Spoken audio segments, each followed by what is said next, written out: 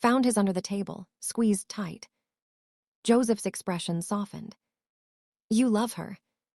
More than I knew I could love anyone. And you, Joseph turned to Amara, you love him. Yes, her voice was certain. Even when the world tells me I'm wrong, even when people offer me easier paths, I chose him. Joseph nodded, then stood and walked to a shelf behind the counter. He returned with a small, wrapped package. My mother's recipe book, he said, placing it in front of Amara. I've never given this to anyone, but I think you should have it. Amara's eyes widened. Joseph, I can't. You can because you're family. He looked at both of them. Both of you are now. Any couple that can look at each other the way you two do, with all that love and all that fear and all that hope, that's real. He extended his hand to Hyun-woo. You take care of her. She's special. I know, Hyun-woo said, shaking his hand. I will, I promise. As they left the restaurant an hour later, Amara clutching the precious recipe book, both of them full of good food and better conversation, she stopped his wheelchair at a quiet corner. You passed, she said simply. Joseph approved. Joseph loved you, said you have true eyes, that's what we call it in Yoruba, eyes that don't lie. She knelt in front of the wheelchair. So I'm choosing to believe that whatever chaos is coming, we'll survive it together. She kissed him, soft and sweet and full of hope. Hyun-woo held her close, guilt warring with relief. She'd created a test based on truth and character. His family had created tests based on deception and wealth. Which kind of test mattered more? He was terrified of the answer. While Amara and Hyun-woo were eating jollof rice in Itaewon, a crisis was brewing in the gleaming boardroom of Hyun Industries. Jin-ho stood at the head of the conference table, facing 12 angry board members. Where is CEO Park? Director Kim demanded. He's missed 3 board meetings. 3. Family matter, Jin-ho replied smoothly. I'm authorized to vote on his behalf. Enough! Director Choi slammed his hand on the table. We've been patient. We've tolerated his experimental leave. But the shareholders are asking questions. The media is speculating. This company needs its CEO present. My brother will return when? Your brother has been playing beggar in Gangnam for a month. Director Kim's face was red. We have sources. We know what he's doing. The room fell silent. Jin-ho's expression hardened. What my brother does in his personal time affects the company's reputation, affects stock prices, affects our business relationships. We're calling for a vote.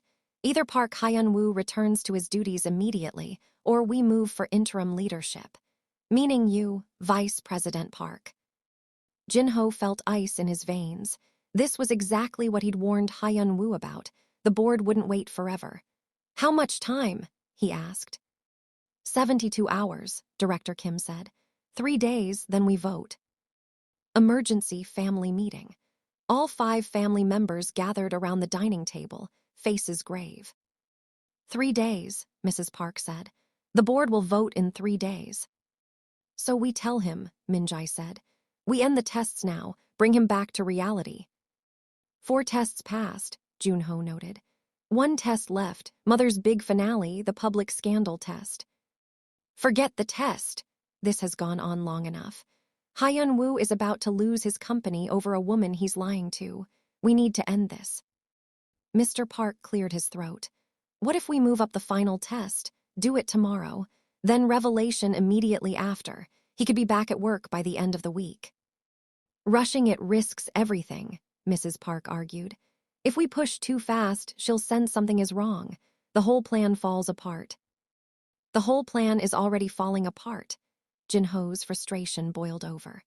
Our brother is in love with a woman who thinks he's a disabled beggar. The board is threatening a coup.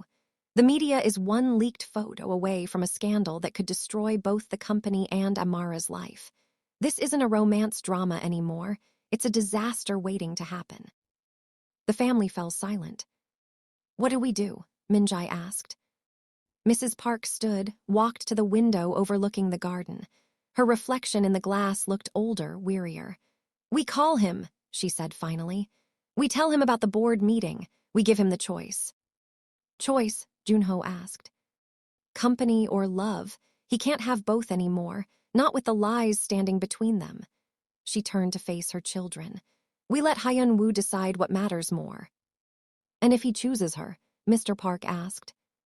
Then we lose a CEO, but gain a daughter-in-law who's worthy of him.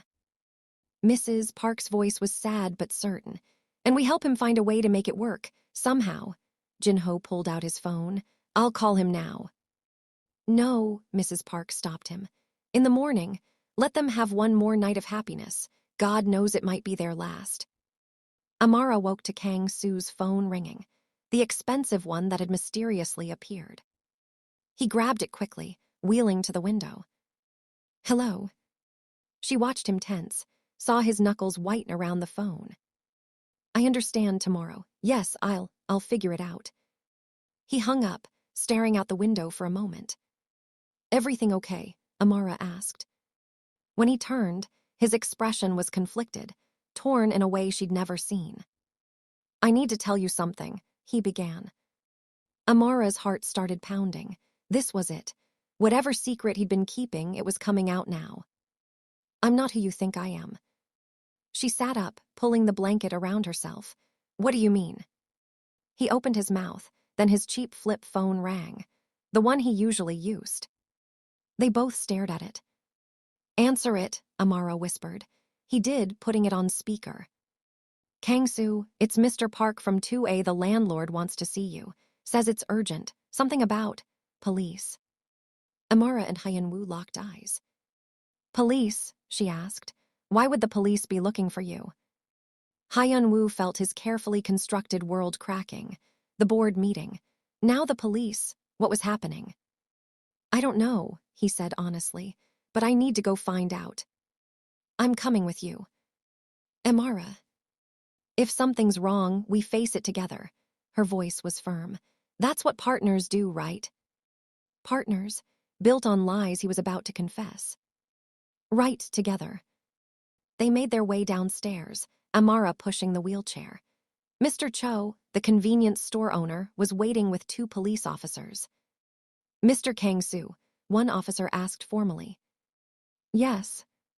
We need to ask you some questions about your identity documentation. Amara's hand tightened on the wheelchair handle. What kind of questions? The officer's eyes flickered to her, then back to Hyun-woo. Sir, can you provide your national ID number? This was it, the moment everything unraveled. Because Kang Soo didn't have a national ID number, that identity was completely fake. And Hyun-woo had about 3 seconds to decide. Keep lying or tell Amara the truth in the worst possible way, in front of police, a nosy landlord and curious neighbors gathering to watch the drama. He looked at Amara's confused, worried face. Made his decision. Officers, my name isn't Kang Soo. It's Park Hyun-woo, and I think we need to have a much longer conversation. Amara stared at him like he'd spoken a foreign language. Park Hyun-woo, she repeated, the officer's eyes widened. The Park Hyun-woo, CEO of Hyun Industries. Yes. Then why are you? The officer looked at the wheelchair, the humble clothes, the tiny room above a convenience store. Here. Long story. Hyun-woo met Amara's eyes, saw the confusion shifting to understanding, then to betrayal. A very long story that I need to explain to my wife, privately. Your wife, the officer looked at Amara. Ma'am, did you know your husband was? No, her voice was cold, dead. I didn't know anything, apparently. She let go of the wheelchair handle. Stepped back. Amara, please. Don't, she held up her hand. Don't say my name, don't touch me, don't. Her voice broke. The officer cleared his throat awkwardly. Sir, we were called about a suspicious person using a false identity. But if you're actually Park Hyun-woo and you can provide documentation. It's in my penthouse in Gangnam, Hyun-woo said, still looking at Amara's face. I can verify my identity at the station if needed. That won't be necessary if you can show ID later. The officer was clearly uncomfortable with the domestic drama unfolding. But sir, I'd recommend being honest with authorities about your whereabouts. People filed missing person reports. Missing person. Amara's laugh was bitter. He's not missing. He's been playing beggar for fun. Amara. How long? She demanded. How long have you been lying? The neighbors were openly staring now. Mr. Cho looked shocked. Mr. Park from 2A had his phone out. Probably recording. Can we please do this privately? Hyun-woo asked desperately. No, tell me here. Tell me now, in front of all these people. Her eyes were blazing with tears. How long? Hyun-woo felt everything collapsing. This wasn't how it was supposed to happen. There was supposed to be one more test, then a careful revelation, then explanation. Not this, not public, not cruel, but she deserved the truth. From the beginning, he said, I've been lying since the night we met. The words hung in the air like a death sentence. Amara made a sound, half sob, half laugh. The beginning, of course. She turned to walk away. Hyun-woo stood, actually stood without thinking, without the wheelchair, and grabbed her arm. The entire crowd gasped. You can walk, Amara whispered, staring at his legs. You've always been able to walk. Yes. So the wheelchair, the injury, the hole, she wrenched her arm free. All of it was fake. The circumstances were fake. My feelings weren't. Stop, she pressed her hands to her ears. Stop talking, stop lying, just stop. Amara, please let me explain. Explain, her voice rose, cracked with emotion. You want to explain how you've been playing dress up with my life, how you pretended to be disabled to. What? Test me, amuse yourself, see how the poor foreign girl would react. It wasn't like that. Then what was it like? She stepped closer, and he saw the moment her heart broke in her eyes. Tell me, Park Hyun-woo, what was this? He wanted to tell her everything. The past betrayals, the search for genuine love, the tests, his family's involvement. But standing in that alley, with police and neighbors watching, with her pain so raw and visible, none of his reasons felt like enough. I was looking for someone real, he said simply, and I found you. You found me, she laughed, tears streaming down her face. No, you found a desperate woman running from criminals and you decided to experiment on her, to see if she'd choose the beggar over the billionaire. Well, congratulations, she spread her arms wide. You won. I chose you. I chose the lie. Amara. Don't, she backed toward the alley entrance. I need to go, I need to. I can't look at you right now. Where will you go? Anywhere but here. She turned and ran, just like that first night, running from danger, from pain, from a man who'd betrayed her trust. But this time, the danger was him. Hyun-woo started to follow, but the police officer stopped him. Sir, we still need to verify your identity. Let me go after her. Sir, please. He watched Amara disappear around the corner, still wearing his old t-shirt, no bag, no money, nowhere safe to go. And he'd done this to her, him and his family and their cruel tests. Mr. Cho approached. Mr. Park, is that really your name? Yes. You're really the CEO. The billionaire. Yes. Then why? The old man gestured at the tiny room, at everything. All this. Because I'm a fool, and I just lost the only real thing in my life. Amara ran until her lungs burned, until the streets of Seoul blurred together, until she couldn't run anymore. She ended up at Han River, the place where Hyun-woo would later try to reconcile with her, though she didn't know that yet. She sat on a bench and finally let herself break down. Everything was a lie. Kang Soo didn't exist. The man she'd fallen in love with, the humble, kind, broken man who'd offered her shelter and seen her soul, was fiction. A character played by a billionaire CEO for, what? Entertainment, research, some sick social experiment. Her phone buzzed. Joseph. Amara, what's happening? Someone just told me your husband is Park Hyun-woo, the CEO. Call me now. She turned off her phone. Another buzz before the screen went dark, this time an unknown number, then another, and another. The story was out. The neighbors had probably already posted videos online. By tomorrow, she'd be viral. Nigerian woman falls for Korean CEO's beggar disguise, a love story or cruel prank. Her stomach churned. She defended him to Jinho, torn up Junho's contract, stood up to that woman in the market, chosen him over 500 million won. And every single one of those moments was part of a test. They'd all been watching, judging, scoring her performance. The humiliation was crushing. The video is everywhere, Minjai said, laptop open. 3 different angles, already 50,000 views. The family watched in horror as their carefully constructed plan disintegrated across social media. Police were called to check on beggar. Turns out to be billionaire CEO living in poverty disguise. Chaebol plays homeless for weeks. Wife had no idea. Park Hyun-woo's secret life exposed. Company stocks dropped 3%. We've lost control of the narrative. This is a disaster. Mrs. Park was very still, watching Amara's face on the screen, the moment she realized she'd been deceived. The pain was visceral.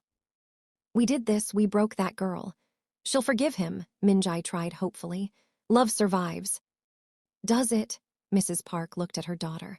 Would you forgive being made a fool of, being tested like a lab rat, having your love commodified into an experiment? Minjai had no answer. We need to fix this, Jinho said. Now, before it gets worse. How? Mr. Park asked. How do you fix broken trust? The room fell silent. Hyun-woo sat at the head of the conference table, back in his CEO role, freshly showered, expensive suit, looking every inch the powerful billionaire. But his eyes were dead. The viral videos have impacted our stock prices, Director Kim was saying. We need a public statement, an explanation. What kind of explanation? Hyun-woo's voice was flat.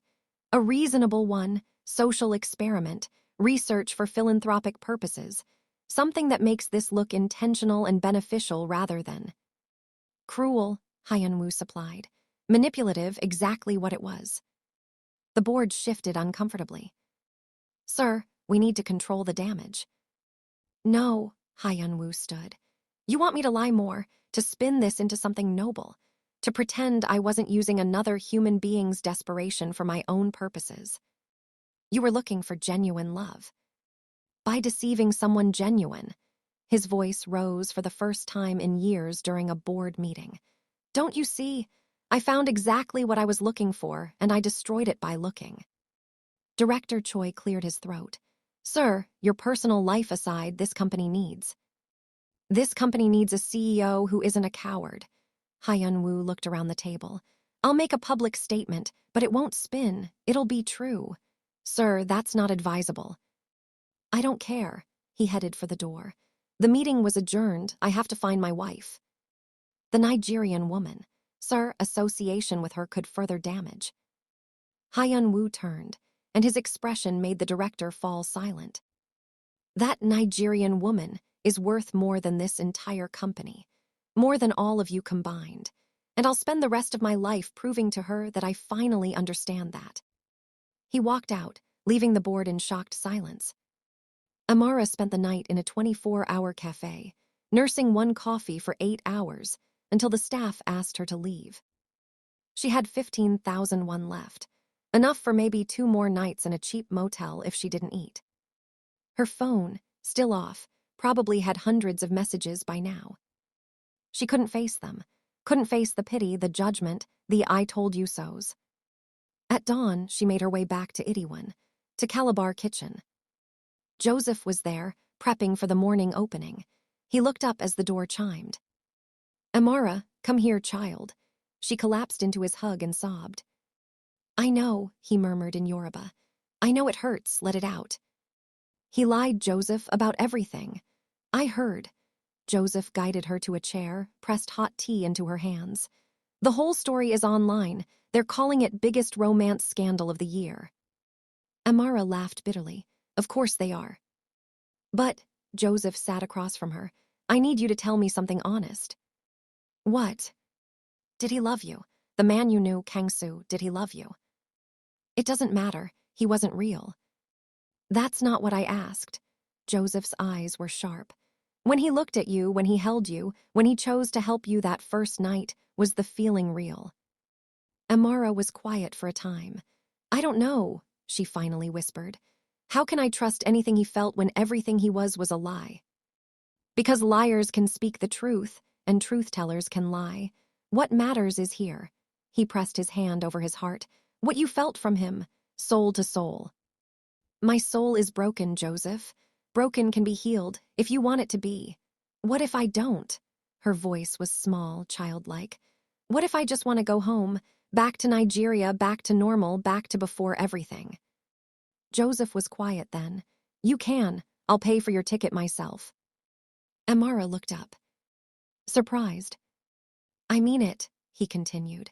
If you want to go home, run from this mess, start over, I'll help you. No judgment.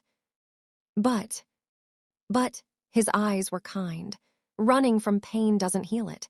It just moves it to a different location. Amara stared into her tea. Think about it, Joseph said. You can stay in my apartment upstairs while you decide. It's yours as long as you need it.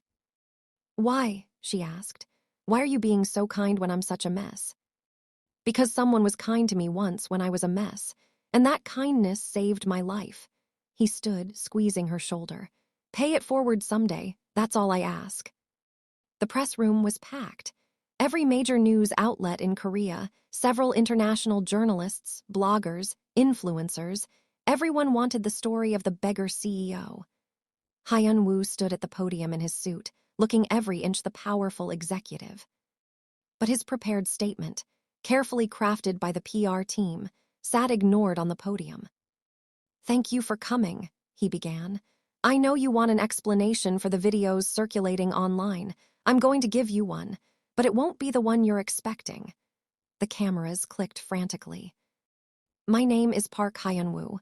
I'm the CEO of Hyun Industries, and for the past month, I've been pretending to be a disabled beggar named Kang Soo. Murmurs rippled through the crowd. The reason I did this was selfish, cruel, and inexcusable. I wanted to know if genuine love existed. If someone could love me, Park Hyun-woo, the person, without knowing about my money, my status, or my company. He paused, fighting emotion. In the process, I deceived a woman who deserved better. Amara Okafor came to Korea with dreams and worked hard to achieve them. She faced discrimination, struggled financially, but never lost her kindness or dignity. When we met, his voice caught, she was running from danger, and I offered her help. But that help came with a lie. Every day we spent together, every moment she chose me over wealth, over easier paths, I was testing her. My family was testing her. We treated her genuine love like it was an audition. The room was silent now. She passed every test. I chose love over 500 million won, defended me against insults, stood by me when the world told her she was making a mistake. Tears gathered in his eyes, real. And I rewarded her loyalty by letting her find out the truth in the worst way possible. In front of police, neighbors, strangers, I humiliated her, betrayed her, broke her trust. He looked directly at the cameras. Amara, if you're watching, I'm sorry. There's no excuse for what I did, no justification that makes it okay. You deserved honesty from the beginning, and I gave you lies. His voice strengthened. I don't deserve your forgiveness, but I'm asking for it anyway. Because the man you fell in love with, Kang Soo, he was real. He was the truest version of myself I've ever been, without the armor of wealth and status, without the walls, just me. And you saw me, really saw me, and loved me anyway. He wiped his eyes. I love you, Amara Okafor. I love your strength, your kindness, your dignity, your heart.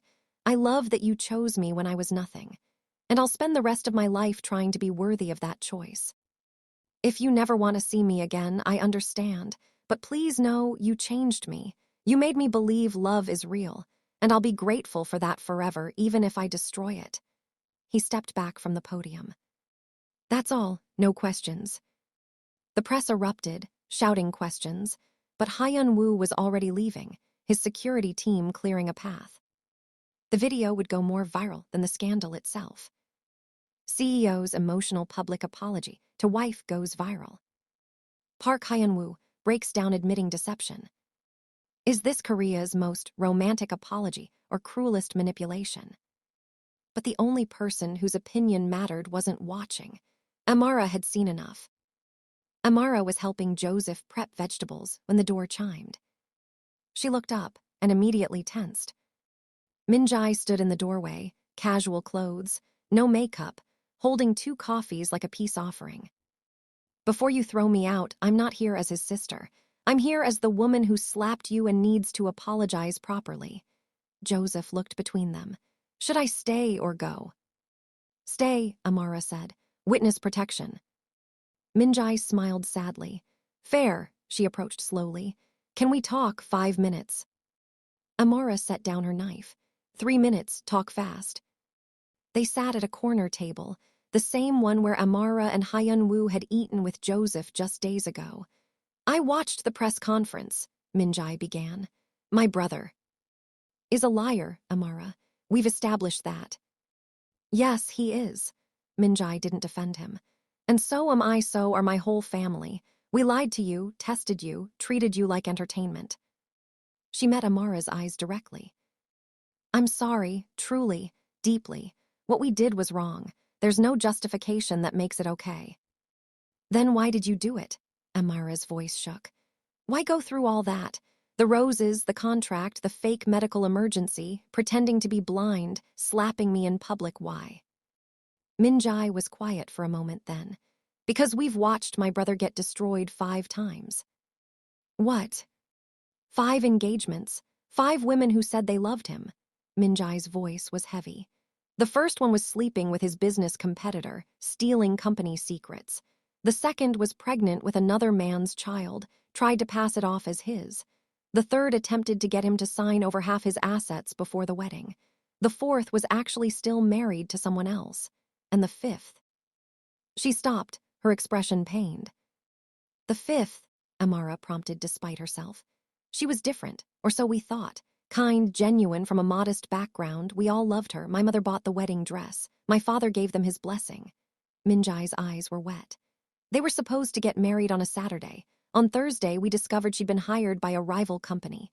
The entire relationship, 2 years, was corporate espionage. She'd recorded private conversations, stolen documents, played him perfectly.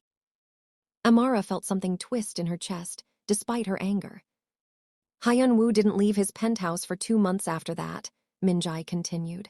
Just sat there staring at the wall, stopped eating, stopped caring. We thought we might lose him. She looked directly at Amara. So when he came up with this crazy beggar plan, we thought it was another breakdown. But then he met you. And he started calling us every night, talking about your conversations, how you made him laugh, your strength and kindness. For the first time in years, our brother sounded alive. So you decided to test me, Amara said bitterly. We decided to protect him. One more heartbreak would have killed him. I'm not saying we were right. We weren't.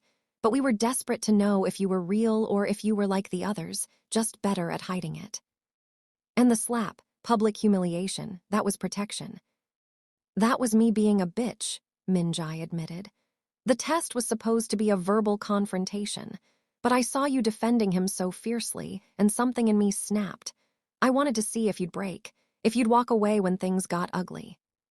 Well, congratulations. Amara's voice was hard. I didn't walk away then, but I'm walking away now. Are you? Min-jae asked. Is that why you're still in Seoul? Why haven't you blocked his number? Why do you watch his press conference? I didn't watch. Joseph told me. Min-jae glanced at the owner, who shrugged unapologetically. He said you turned off the TV after 5 minutes, but you heard the whole thing, and you cried. Amara felt exposed, angry. That doesn't mean anything. It means you still feel something. Despite everything, despite the lies, you still love him. I loved Kang Soo. He doesn't exist. Doesn't he? Min-jae pulled out her phone, showed Amara a photo. It was surveillance footage from the tiny room. Hyun-woo attempting to braid Amara's hair, both of them laughing at his failure. This moment, Min-jae said, was this fake? Was his terrible braiding technique an act? His genuine joy at spending time with you? She swiped to another image. Hyun-woo watching Amara cook, his expression soft with affection. Was this performed for cameras? The way he looked at you when you weren't watching. Another swipe. Both of them on the sleeping mat, curled together, his arm protective around her waist. Did he fake the way he held you in his sleep? His first instinct every morning was to make sure you were still there. Amara's vision blurred with tears. Stop. The circumstances were fake, Min-jae pressed. The wheelchair, the poverty, the beggar identity, all fake. But the man who fell in love with you, who defended you, who chose you, that was real. How can I trust that? How can I trust anything? Because, Min-jae's voice gentled, liars don't give press conferences crying over the woman they deceived. Liars don't fall apart when that woman leaves. Liars haven't sat outside this restaurant for the past 2 nights hopping to catch a glimpse of you through the window. Amara's head snapped up. What? He's been here, every night, sitting in his car across the street, just watching this building like if he stares long enough, you'll appear. She showed another photo. Hyun-woo in his expensive car, face devastated, staring at Calabar Kitchen's lit windows. He won't come in because he knows you need space. Won't call because he knows you'll reject him. Just sits there, hopping, waiting. Min-jae's voice cracked.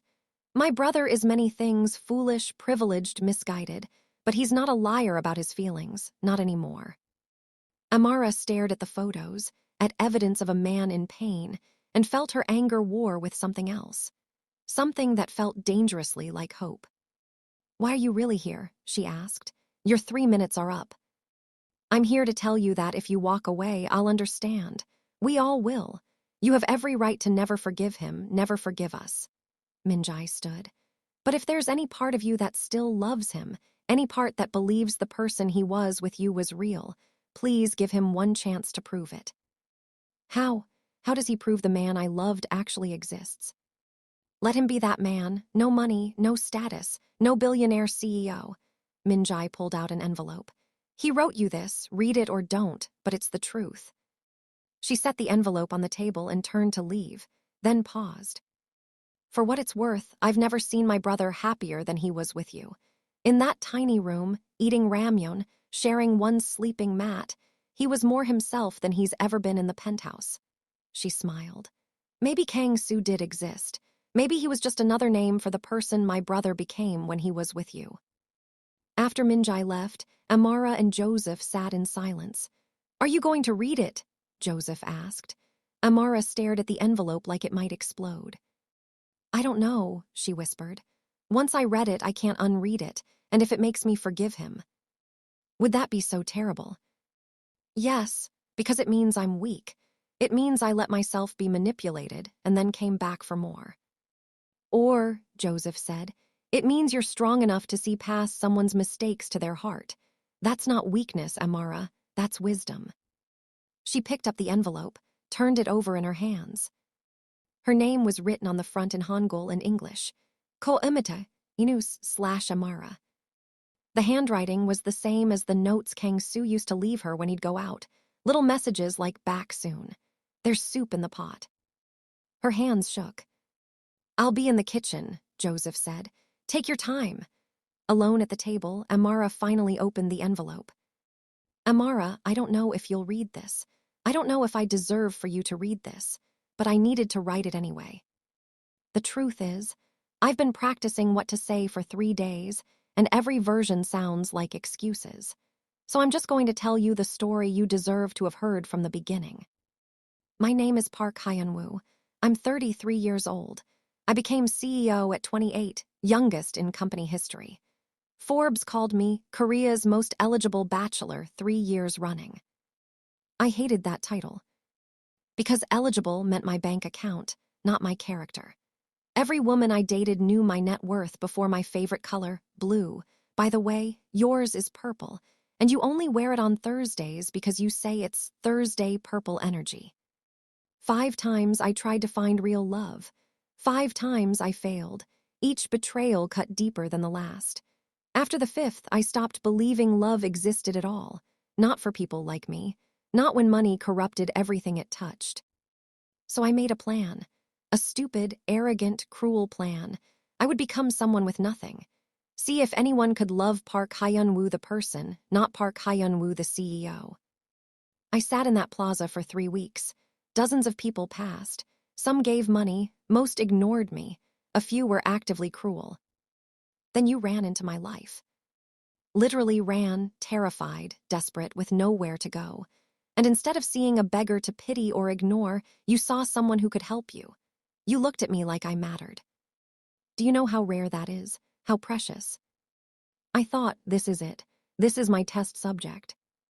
God, I hate that I thought that way. But then we started talking, and you weren't a test subject anymore. You were Amara, brilliant, strong, funny, kind. You told me about Nigeria, about your family, about your dreams. You taught me how food is love. You laughed at my terrible cooking and patiently showed me how to fix it.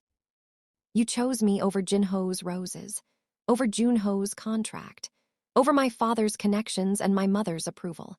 And somewhere in those weeks, I stopped running an experiment and started living my life. The happiest I've ever been was in that tiny room with you, eating ramyun at midnight, learning to braid your hair badly, waking up with you in my arms and feeling, for the first time in my life, like I was exactly where I belonged. Kang Soo wasn't an act, Amara. He was me without the armor, without the walls, without the fear. He was who I am when I'm not trying to be anyone. And you loved him. You loved me. Then I destroyed it. I let you find out the truth in the worst way, surrounded by strangers, humiliated and betrayed. There's no excuse for that, no justification. But I need you to know, every feeling was real. When I said I loved you, real. When I held you through nightmares, real. When I promised to always choose you, real. The circumstances were fake. The person was not. I understand if you can't forgive me. I understand if you never want to see me again. But please, please know this. You changed me. You showed me that love, real, genuine, uncomplicated love, does exist. That someone could look past wealth and status and just see me. I'll be grateful for that forever, even though I don't deserve it. If you want to leave Korea, I'll pay for your ticket anonymously, through Joseph, if you won't accept from me directly. If you want to stay, I'll make sure you never see me again. If you want to talk, I'll be at our plaza, every evening at sunset, the spot where we met. I'll wait there every day for a month. If you don't come, I'll understand. Whatever you choose, I'll respect it. Because real love means putting the other person first, even when it destroys you. I love you, Amara Okafor, the real you, who I met when I was the real me. And I'm sorry for everything. Yours, if you'll still have me, Hyun-woo. P.S. Your dream restaurant? I put the building deed in your name 3 weeks ago. It's yours whether we're together or not. No strings. You deserve your dream. Amara read the letter 3 times, tears streaming down her face. Joseph found her like that 20 minutes later, the letter clutched in her hands, eyes red. So, he asked. So he's infuriating, she said through tears. Arrogant and manipulative, and he put a building in my name without asking. But, her voice broke. He remembered Thursday's purple energy. That stupid thing I said once, weeks ago, he remembered. Joseph smiled. That's love, child, the small things remembered. What do I do, Joseph? My head says run, my heart says. Your heart says what? She looked at him helplessly. My heart says the man I fell in love with in that tiny room is real. That Kang Soo and Park Hyun-woo are the same person who just happened to be wearing different lives. Then maybe you should listen to your heart. But the humiliation, the tests, his family, will always be part of your story, Joseph said. The question is, does the love outweigh the pain? Can you forgive the method because the result was real? Amara stared at the letter. I'll be at our plaza, every evening at sunset, for a month. What if I go and he's not there? She whispered. What if this is another lie? Only one way to find out. She looked at Joseph. What would you do? Me, I'd go see if the man who wrote that letter has the courage to show up without his armor, without his money, without anything but himself. He squeezed her shoulder. But that's me. You have to decide for yourself. Amara folded the letter carefully, tucked it into her pocket. I need to think. Take your time, but not too much time. The heart knows what it wants faster than the head admits. True to his word, Hyun-woo was there. He arrived an hour before sunset, dressed simply, jeans and a plain shirt, no designer labels. The wheelchair sat next to him on the bench, a reminder of his deception but also of their beginning. He waited. Sunset came and went, no Amara. He stayed until midnight, then walked home to his penthouse alone. He came earlier, 2 hours before sunset. Brought a book, the poetry collection Kang Soo used to read. Sat on the same bench. Waited. A few passers-by recognized him from the viral videos. Some took photos, some asked questions. Are you really waiting for her? One young woman asked. Yes. What if she doesn't come? Then I keep waiting. Sunset, no Amara. Midnight, alone again. This time he brought the wheelchair, sat in it, trying to become Kang Soo again, trying to show her he could be that person. A homeless man approached. Brother, are you really disabled or is that thing just for show? Hyun-woo looked at him, genuinely homeless, not performing, and felt shame. It was for show, he admitted. I'm sorry for appropriating your struggle. You're that CEO, the one on the news. Yes. Why'd you do it? Pretend to be like us? Because I'm an idiot who thought poverty was a costume I could put on and take off. Hyun-woo met his eyes. I learned better. Too late, but I learned. The man nodded. The woman, the black woman, she real? Very real. More real than me. Then you better pray she comes back. Women like that, they don't forgive easy. But when they do, they love harder than anyone. He walked away, leaving Hyun-woo with those words. Sunset, no Amara. Midnight, the walk home felt longer each night. It was raining, cold October rain that soaked through his clothes. Hyun-woo stayed anyway, sat in the wheelchair under a street lamp, getting drenched, looking pathetic. Several people stopped. Sir, you'll get sick. I'm waiting for someone. In this rain. Especially in this rain. A couple shared their umbrella with him for an hour before they had to leave. An elderly woman brought him hot coffee from a nearby convenience store. Your wife is lucky, she said, to have someone wait like this. I'm the lucky one, he replied, if she comes back. Rain, sunset obscured by clouds, no Amara. Midnight, soaked, shivering, alone. His phone buzzed. Jinho, you're going to get pneumonia, come home. He texted back, 2 more days. If she doesn't come by day 30, I'll stop. And then what? Then I learned to live with my mistakes. The last day. Hyun-woo arrived at dawn, determined to wait the full day. If Amara was going to come, it would be today. The deadline, the final chance. Or she wouldn't come at all, and he'd have his answer. He brought flowers, not expensive roses like Jinho, but simple wildflowers he'd picked from the park. The kind that grew without cultivation, surviving on their own. Like Amara. Hours passed. Morning commuters walked by, some recognizing him, most ignoring him. Lunchtime came, he didn't eat. Afternoon stretched into evening. His phone buzzed constantly. The board, his family, media requests, he ignored everything. Just watched the plaza entrance, hopping. Sunset approached, golden hour, the light painting Seoul in shades of amber and hope. Still no Amara. The sun touched the horizon. Hyun-woo felt something inside him break. She wasn't coming. 30 days of waiting, and she wasn't coming. He'd lost her, forever. The sun sank lower. He stood from the wheelchair. No point in the pretense anymore. Preparing to leave, to accept his loss, to figure out how to live with this hollow space in his chest. You're not even going to wait for a full sunset. His heart stopped. He turned. There at the plaza entrance, backlit by the dying sun, stood Amara. She wore simple clothes, jeans, and a purple sweater, Thursday purple energy on a Monday, he thought wildly. Her hair was in a fresh set of braids. Her face was guarded, but she was here. She was here. Amara, his voice broke on her name. I've been watching you, she said, not moving closer. For 3 days, from that coffee shop across the street. She pointed, and he saw the window where she must have sat, watching him wait. You've been here the whole time, he whispered. I needed to see if you'd really wait. If you'd wait in the rain. If you'd wait alone. If you'd wait without the wheelchair when you thought no one was watching. She stepped closer. I needed to know if Park Hyun-woo could be as patient as Kang Soo, as genuine, as real. Another step.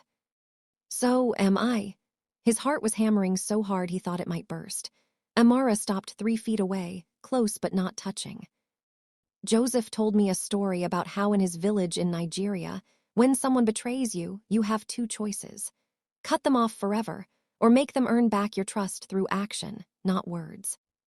I'll do anything, Hyun-woo said immediately. Any action, any test. I'll wait another 30 days, 60, 100. I don't want you to wait anymore.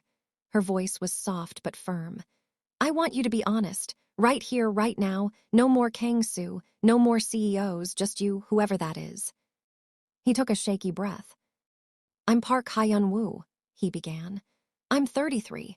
I run a company I inherited too young and sometimes resent. I'm terrible at cooking and even worse at expressing emotions. I'm scared of being used, of being seen as a bank account instead of a person. He stepped closer, closing the gap to 2 feet. I'm privileged and sheltered and didn't understand real struggle until I watched you face it with dignity I'll never have. One more step, 1 foot between them.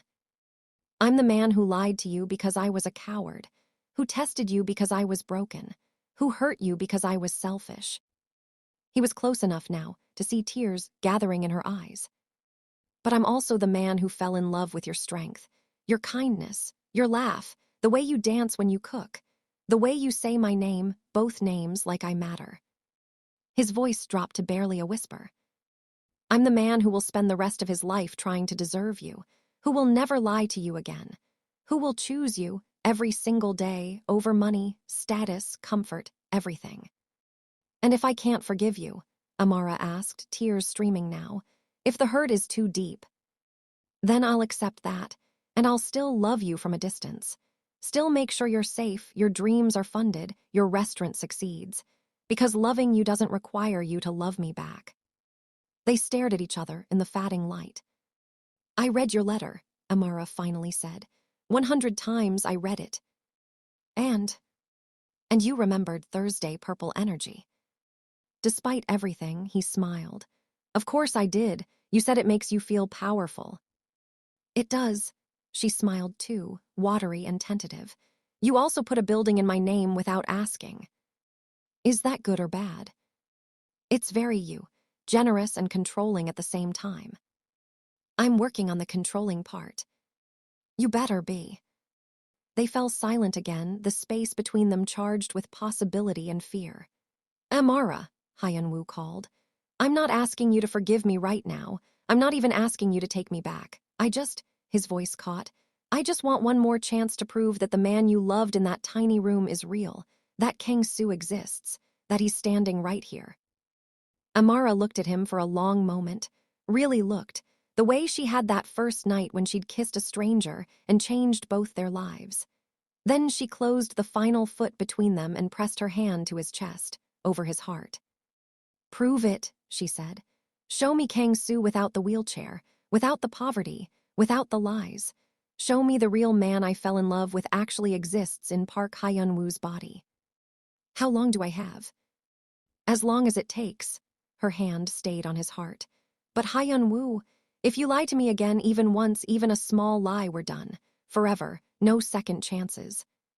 I swear, he said fiercely, covering her hand with his. On everything I am, everything I have, no more lies, only the truth. Then, she took a shaky breath, then maybe we can try, slowly, carefully, building something real this time with no tests, no deception, no games. Just us. Just us, she smiled, tentative but genuine. Though I reserve the right to be angry at your family for at least 6 months. Fair, they deserve a year, honestly. Don't push it. They stood there as the last light faded from the sky, hands joined, hearts cautiously opening. "Can I hug you?" Hyun-woo asked. "Is that allowed?" "Yes, but just a hug. You have to earn everything else." He pulled her close carefully, like she was precious and fragile and might disappear. She melted into him, and he felt her tears soaking his shirt. "I missed you," he whispered into her hair. "God, Amara, I missed you so much." "I missed Kang Soo," she replied. "Show me he's still in there somewhere." "He is. He's been here all along, waiting for you to come home." They held each other as Seoul's lights flickered on around them, the plaza where they'd met becoming the plaza where they'd chosen each other again. This time with truth. This time with hope. This time with eyes wide open. She came back. But can their love survive, rebuilding on a foundation of broken trust? Subscribe to Novatelli's TV now for more.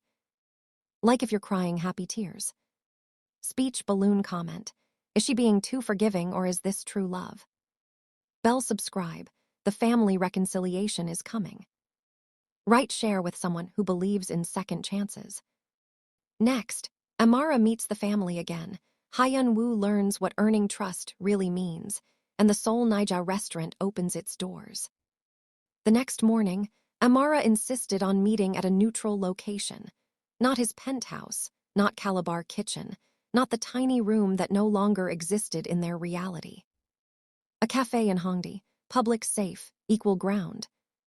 Hyun-woo arrived early, ordered her favorite coffee, Americano. Extra shot, no sugar, another small thing he'd remembered, and waited.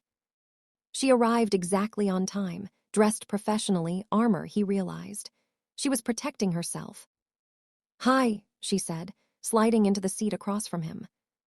"Hi," he pushed the coffee toward her. "Still your favorite." She took it, surprised he remembered, then caught herself. "You remember everything, don't you?" "About you, yes, every detail." Amara sipped the coffee, gathering her thoughts. "Okay, ground rules. If we're going to try this, and that's still a very big IF, we do it my way." "Anything," Hyun-woo said immediately. "Don't agree before you hear the terms."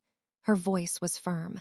"That's rule 1, think before you promise. I need to trust your words again, which means you don't say things you don't mean." He nodded, chastened. "You're right, tell me the rules, then I'll decide if I can meet them." "Better." She pulled out her phone, opened her notes app. "I wrote these down so I wouldn't forget any."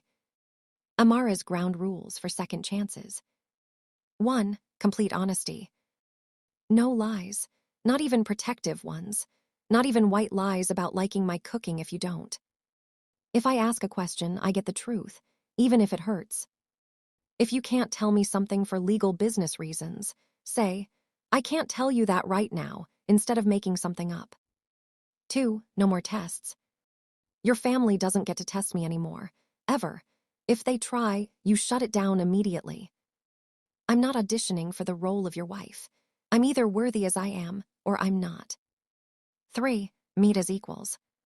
I don't want your money. I'll pay my own way. Exception. The restaurant building, since it's already in my name and returning it would be more complicated than accepting it. But everything else, dates, gifts, daily life, we split or take turns. 4. Slow progression. We date properly, from the beginning. No jumping back to living together or physical intimacy until I'm ready. You earn back each level of trust through consistent action over time. 5. Meet the real you. I need to see your actual life, your penthouse, your office, your friends. But you also need to stay connected to the Kang Soo parts, the humble, real parts. I fell in love with a balance of both. I need to see if that person exists outside the tiny room. 6. Family boundaries. I'll meet your family again, eventually, but on my timeline. They apologize properly, all of them individually, with specific acknowledgement of what they did. And they accept that I might not forgive them as quickly as I'm trying to forgive you. 7. Therapy. You see a therapist, regularly. Not because you're broken, but because what you did, the elaborate deception, suggests some things you need to work through. I'm seeing one too. Joseph recommended someone who specializes in trust issues. 8. Public relationship. We don't hide. I'm not your secret. If we're together publicly, which means dealing with media, judgment, racism, all of it.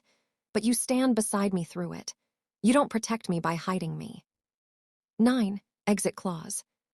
If at any point this isn't working, if I can't forgive, if you can't be honest, if we're just prolonging pain, we end it cleanly. No drama, no public spectacle, just honest acknowledgement that we tried and it wasn't enough. 10. The Kang Soo test. Once a month, you spend 24 hours living as Kang Soo lived. No credit cards, no driver, no penthouse. Just you, modest means, navigating Seoul the way regular people do. This reminds you why you started this whole thing, to find genuine connection beyond wealth. Amara finished reading and looked up. Those are my terms, all of them non-negotiable. Can you meet them? Hyun-woo had listened to each one, and with each rule, he felt the weight of what he'd done, and what rebuilding would require. Yes, he said simply, to all of it. Don't agree too fast. I'm not. He met her eyes. Rule 7 surprised me, therapy, but you're right. Something in me was broken enough to think deceiving you was acceptable. I need to fix that. He reached across the table, stopped just short of touching her hand. And Rule 10, the Kang Soo test, is brilliant. I'd already lost touch with what it meant to struggle. That's why I could treat poverty like a costume. So you agree to everything? Yes, with one addition, if I may. Amara tensed. What addition? An 11th rule. You call me out immediately if I'm slipping into CEO mode, if I'm being controlling, or solving problems with money instead of partnership, or treating you like a project to manage instead of a person to love. Despite herself, Amara smiled. That's actually a good rule. I have my moments of self-awareness. Rare, but they happen. They sat in comfortable silence for a moment. So, Amara finally said, if we're really doing this, where do we start? At the beginning. Hyun-woo stood, formal, and extended his hand. Hi, my name is Park Hyun-woo. I'm a CEO who's terrible at cooking and even worse at expressing emotions.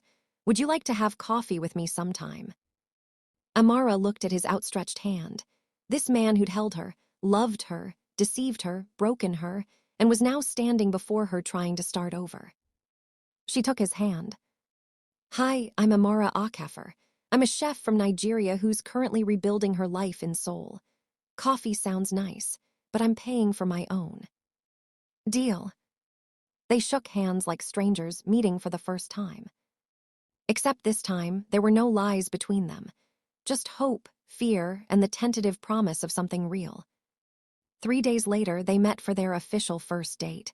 Hyun-woo had wanted to take her somewhere expensive, old habits, but caught himself.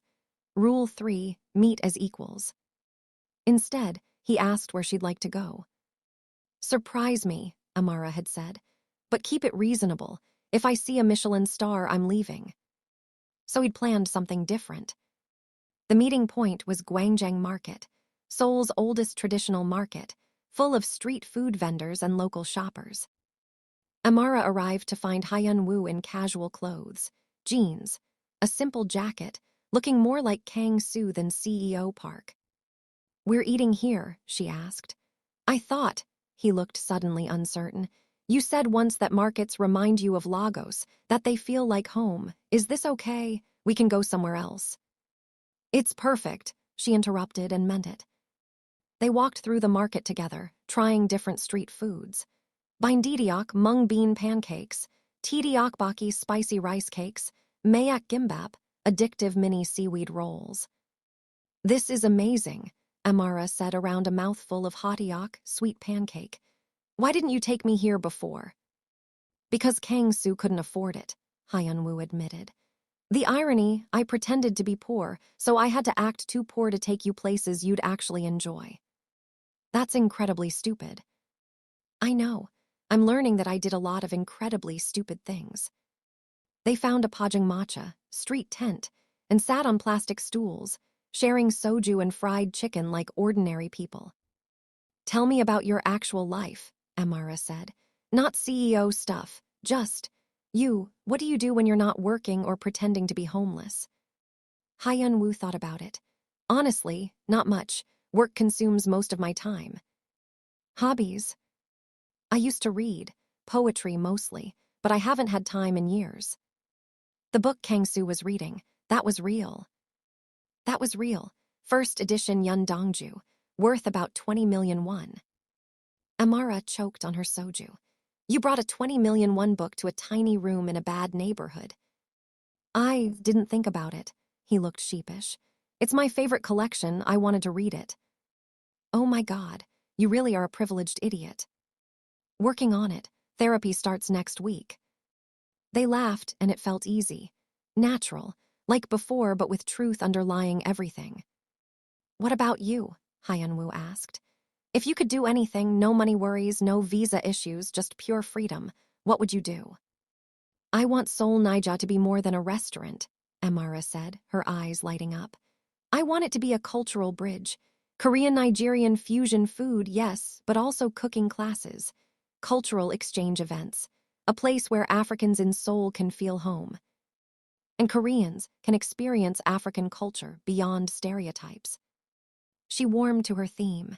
Joseph's restaurant is wonderful, but it's small, traditional. I want something bigger, bolder. A statement that says we belong here too. Hyun-woo watched her, fascinated. You've really thought this through. I've had a lot of time to think lately. Her expression sobered. While I was avoiding you and planning whether to stay in Korea or go home. And you chose to stay. I chose to try. There's a difference. They fell quiet, the market's noise filling the space between them. Can I ask you something? Amara ventured. The 5 engagements, will you tell me about them? I got the summary from Min-jae, but I want to hear it from you. Hyun-woo's jaw tightened, but he nodded. Rule 1, complete honesty. The first was Sun-hee, met at a charity gala. She was beautiful, charming, said all the right things. He stared into his soju.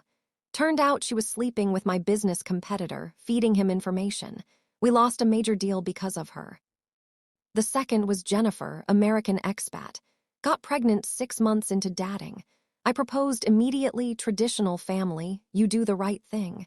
Except the baby wasn't mine. She'd planned to trap me, have me raise another man's child. Amara winced. That's horrible.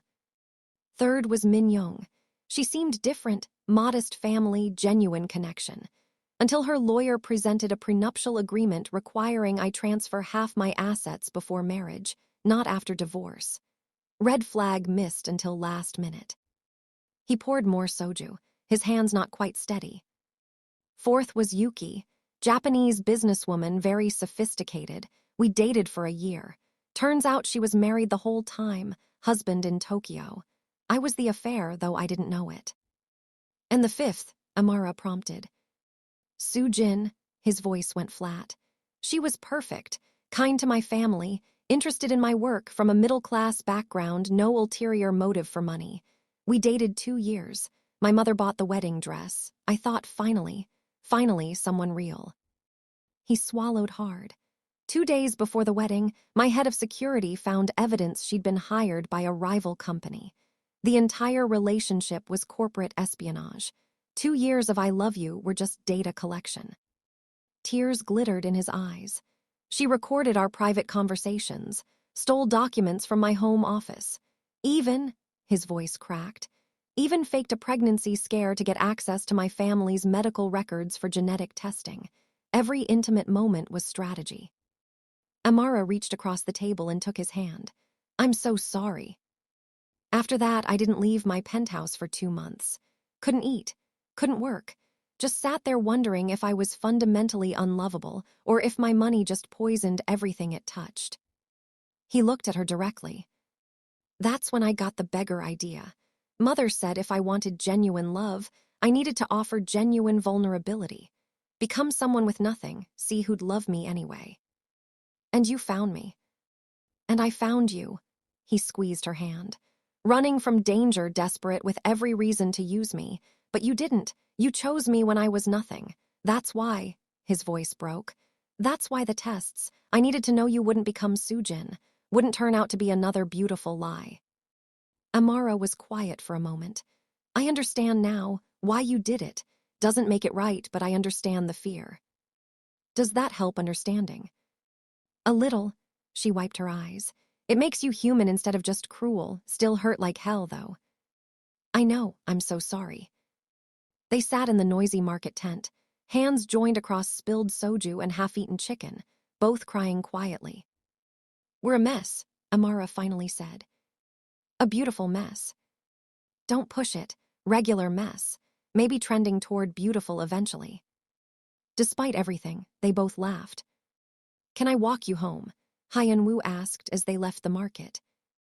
I'm staying at Joseph's place, above the restaurant. Then can I walk you to Joseph's?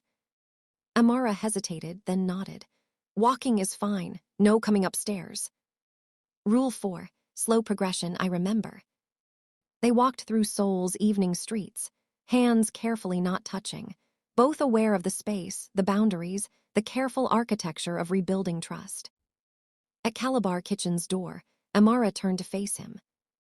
Thank you for tonight, she said, for being honest about the past, for keeping things simple. Thank you for giving me a chance I don't deserve. You don't, she smiled. But Kang Soo does, and I'm hoping I can find him in Park Hyun-woo somewhere. I'm here, I promise.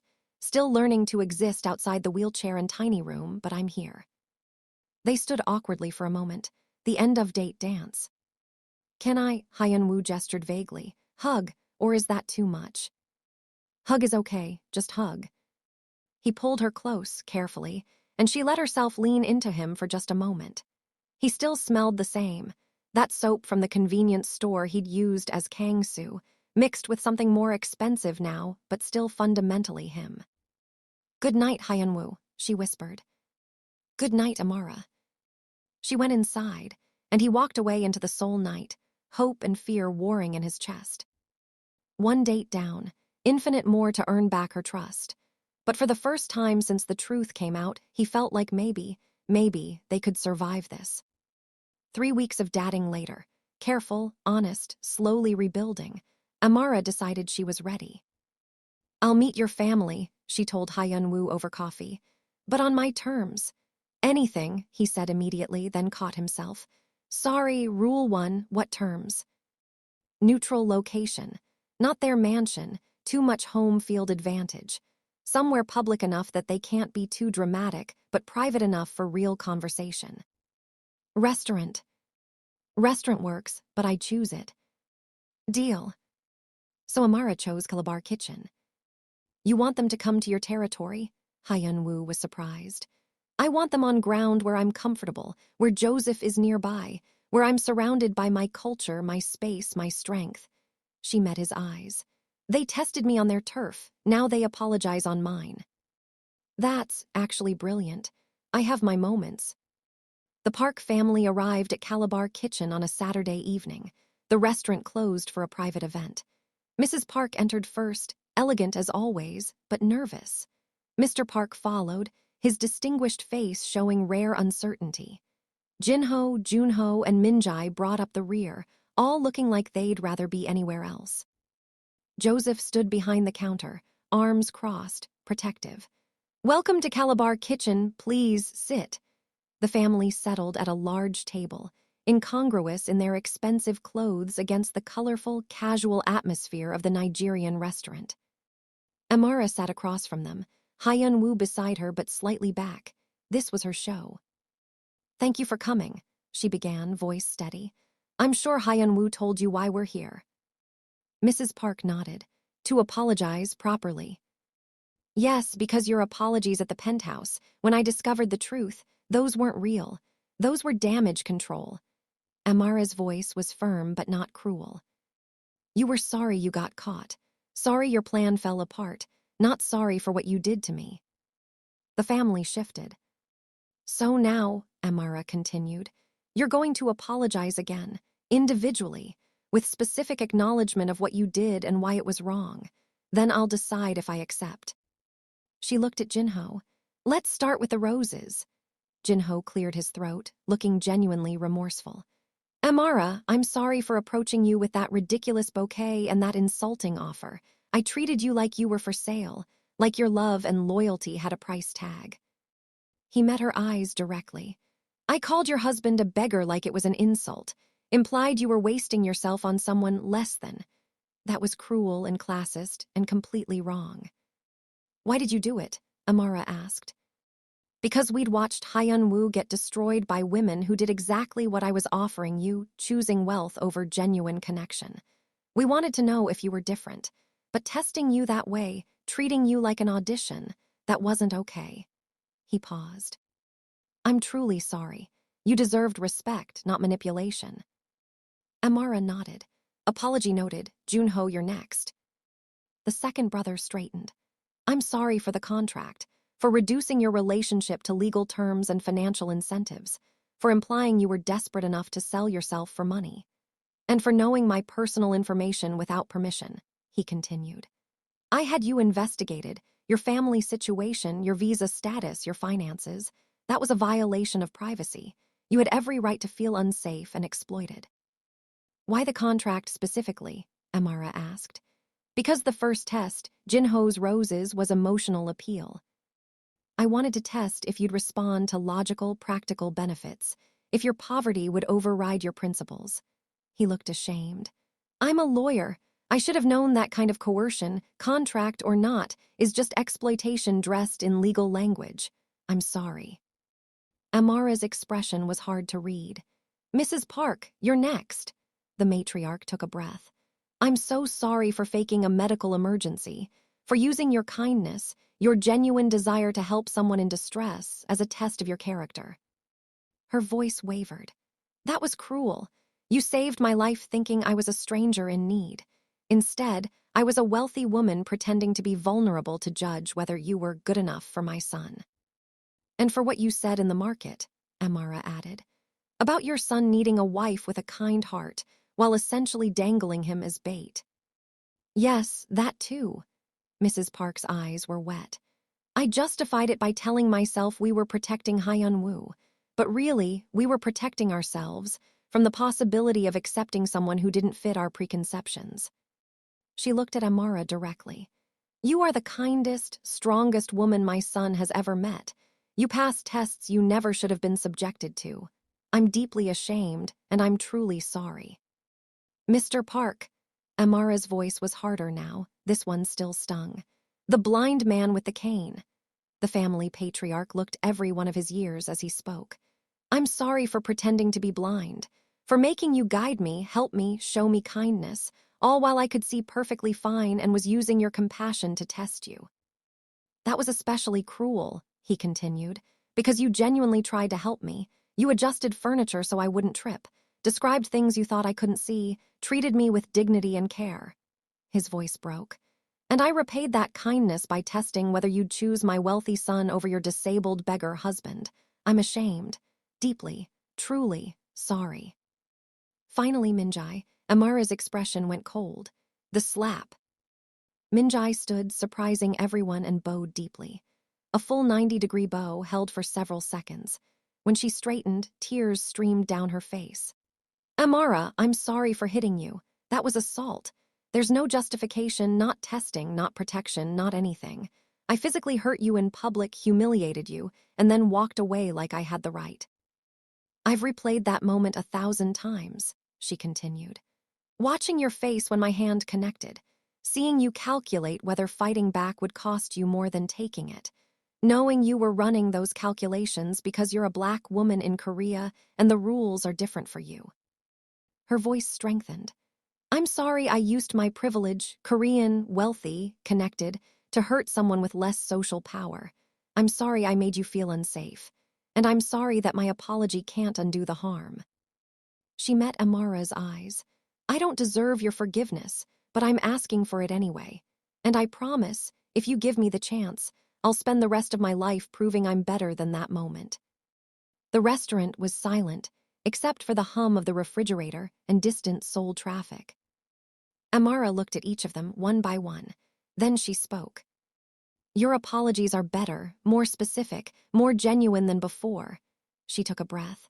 But apologies are just words. What matters is what you do next. She stood, commanding the room. I'm choosing to try again with Hyun-woo. That doesn't mean I'm choosing all of you. You haven't earned that yet. What you did, the tests, the manipulation, the public humiliation, that showed me who you are when you feel threatened, when you think someone's not good enough for your family. She looked at Mrs. Park directly. You said I have a kind heart, but you tested that kind heart like it was a commodity. You treated my love for your son like it needed your approval to be valid. Turning to Mr. Park, you tested whether I'd choose wealth over love, but the real test should have been whether you could accept someone loving your son for who he is, not what he has. To Jinho and Junho, you offered me everything I came to Korea for: money, security, my dreams funded. You thought poverty made me weak, but it made me strong, strong enough to walk away from what you offered, strong enough to choose love, strong enough to survive when your brother's lies broke my heart. Finally, to Minjai, you slapped me to see if I'd break. I didn't, but you don't get points for that. You just proved you're willing to hurt people to protect your family. That's not strength, it's cruelty. The family looked devastated. But, Amara's voice softened slightly, I'm not without compassion. You were trying to protect someone you love from being hurt again. I understand that. She sat back down. So here's what happens next. I accept your apologies tentatively, conditionally, with the understanding that you're on probation. What does that mean? Mrs. Park asked. It means you respect my relationship with Hyun-woo without trying to control it. It means no more tests, ever. It means you get to know me as a person, not as someone who passed your evaluation. Amara's voice strengthened. And it means if you ever treat me as less than because I'm black, because I'm foreign, because I don't come from wealth, because I don't fit your vision of what a chaebol wife should be, we're done. All of us. Permanently. She looked at Hyun-woo. That includes you. If you ever let your family disrespect me, we're done. I understand, he said, and I won't ever again. Amara turned back to the family. Do you understand? Can you accept these terms? One by one, they nodded. Then we can try, slowly, carefully, building real relationships instead of performing for tests. Mrs. Park stood, approached Amara carefully. May I hug you? Amara hesitated, then nodded. Brief hug, we're not there yet. Mrs. Park embraced her quickly, then stepped back. Thank you, for giving us a chance we don't deserve. You're right, you don't deserve it. Amara's smile was slight but genuine. But Hyun-woo does, and if you're part of his life, I need to find a way to coexist with you. She looked around the table. Plus, I'm going to need help with this restaurant. Joseph can't do everything alone. And I heard, she looked at Jinho, you have real estate connections. I could use advice on expansion. Jinho's face lit up. You're seriously considering expansion? Korean-Nigerian fusion is just the start. I want cooking classes, cultural events, maybe eventually a small chain. She shrugged. Might as well use your family's resources for something good. I'd be honored to help, Jinho said sincerely. And Junho raised his hand tentatively. I'm good with contracts, legal structure, if you need help setting up the business properly. I might take you up on that, Amara admitted. But charge me your actual rate. No family discount. I pay my way. Of course. Minjai spoke up. I work in marketing, brand development. If you want Seoul Naija to be more than just a restaurant, if you want it to be a movement, I can help with that, if you'll let me. Probation, remember. But yes, I could use marketing help on a trial basis. Thank you. Minjai's gratitude was profound. Mr. Park cleared his throat. I don't have practical skills to offer like my children, but I have connections in Korean business community. If you face discrimination, and you will, let's be honest, I can open doors, make introductions, help you be taken seriously. That would be useful, Amara acknowledged. Thank you. Mrs. Park smiled through tears. And I can cook. Not Nigerian food you'll have to teach me, but I can learn. Help in the kitchen when you open. You, Amara was stunned. You want to work in my restaurant. A chaebol wife wants to be kitchen staff. I want to know my daughter-in-law. Mrs. Park's voice was soft. And you said food is love, so let me learn your love language. Let me earn my place in your life through action, not words. Amara felt tears threatening. That's actually really nice. Okay, yes, when we open, you can help prep. We'll see if you survive my kitchen standards. I'll survive, Mrs. Park said with determination. I raised 4 children. I can handle anything. Joseph, who'd been watching silently from behind the counter, finally spoke. Family meeting adjourned. Time to eat. Can't have serious conversations on empty stomachs. He began bringing out dishes. Jollof rice, egusi soup, fried plantains, suya-spiced chicken. The Park family looked at the unfamiliar food with uncertainty. Try everything, Amara instructed. This is my culture. If we're going to be family, eventually, maybe you need to understand where I come from. They ate together, awkward at first, then gradually more comfortable. Mrs. Park tried the jollof rice and declared it like heaven in every bite. Mr. Park was cautious with the spice levels, but gamely tried everything. Jinho fell in love with the plantains. Junho asked detailed questions about each dish's preparation. Minjai took notes on her phone, already thinking about marketing angles. And Hyun-woo, watching Amara teach his family about Nigerian food with patience and pride, felt his heart expand. This was what he'd been searching for, not perfection, not someone who fit seamlessly into his world, but someone strong enough to make space for herself, to demand respect, to teach his privileged family about humility, about culture, about love that transcends wealth and status. What are you thinking? Amara asked, catching him starring. That I'm the luckiest man alive. You're on probation too, she reminded him. Don't get comfortable. Yes, ma'am, but they were both smiling. True to her rules, the first Kang Soo day arrived 4 weeks into their careful rebuilding. Hyun-woo woke in his penthouse, but by 8 a.m., he'd stripped himself of everything that made him CEO Park. No credit cards. No driver. No expensive clothes. Just 50,000 won in cash, about $40 USD. Public transportation only. 1 cheap phone, not his usual smartphone. The rules were simple. Live 24 hours as Kang Soo would have lived. Navigate Seoul with limited resources. Remember what real struggle feels like. Amara met him at the subway station in Gangnam. Ready? She asked. Nervous, he admitted. I haven't taken the subway in 10 years. Then today will be educational. She handed him a T-money card loaded with just enough for a few trips. We're going to Dongdaemun Market, shopping for restaurant supplies. You're my assistant for the day. Assistant. Did you think Kang Soo Day meant sitting around reflecting on privilege? No, you work, like regular people do. They took the subway, crowded, hot, uncomfortable. Hyun-woo found himself pressed against strangers, holding the overhead rail, swaying with the train's movement. This is reality, Amara finished, for millions of people every day. At Dongdaemun, Amara put him to work.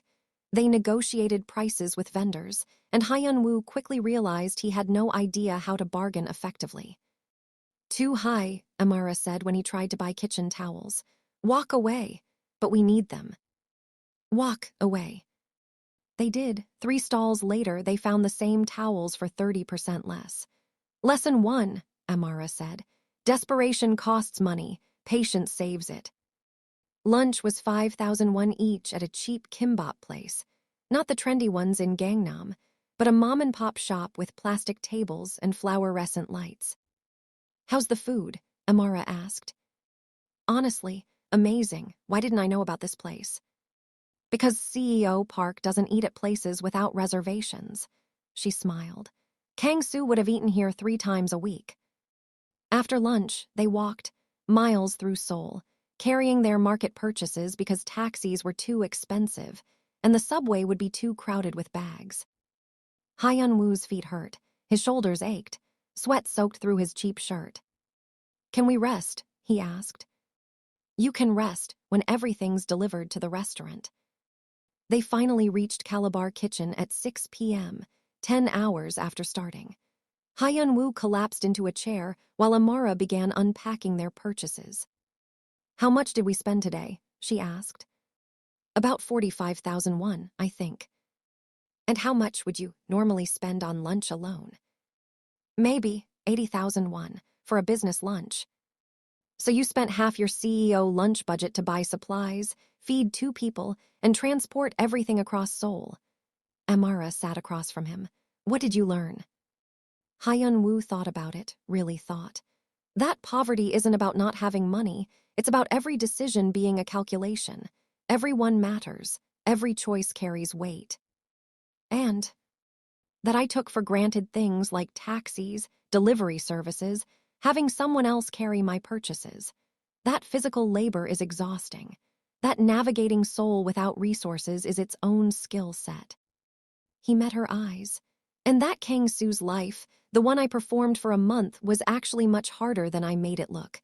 Because I always knew I could leave, could call my driver, could access my accounts. The wheelchair wasn't the hard part. The knowledge that I was trapped was. Amara nodded slowly. "Good, you're learning."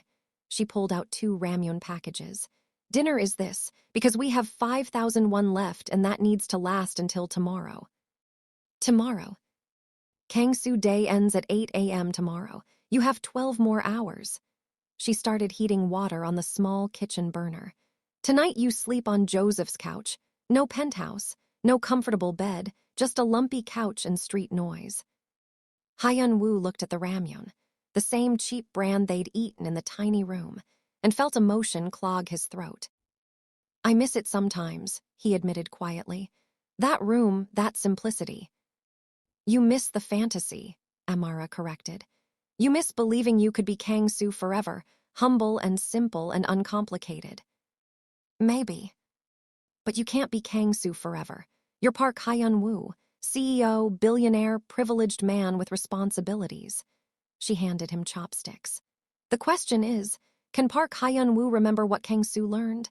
Can you carry that empathy, that understanding, that humility into your real life?" "I'm trying." "I know, that's why we're here." She smiled slightly. "Eat your ramyun, you earned it." They ate in comfortable silence, the cheap noodles tasting somehow profound after 10 hours of physical labor and careful spending. "Amara," Hyun-woo said after a while. "Ahem.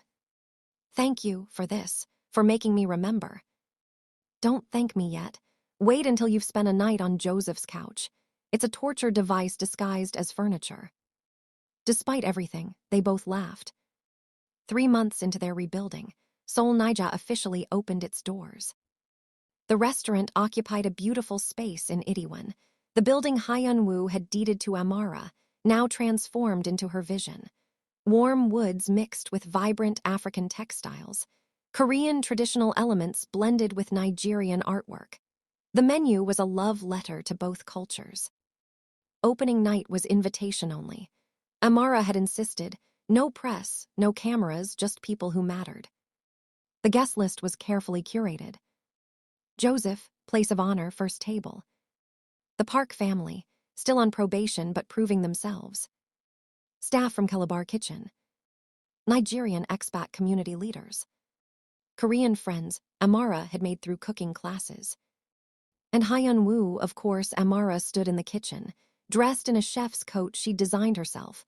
White with purple African print accents, Thursday purple energy, every day. "Ready?" Joseph asked, tying his own apron. He'd agreed to be head sous chef, training under Amara. "Terrified," she admitted. "What if they hate it?" "They won't, but if they do," he shrugged. "We adjust, that's what chefs do." The first course went out. Kimchi jollof rice with gochujang spiced chicken.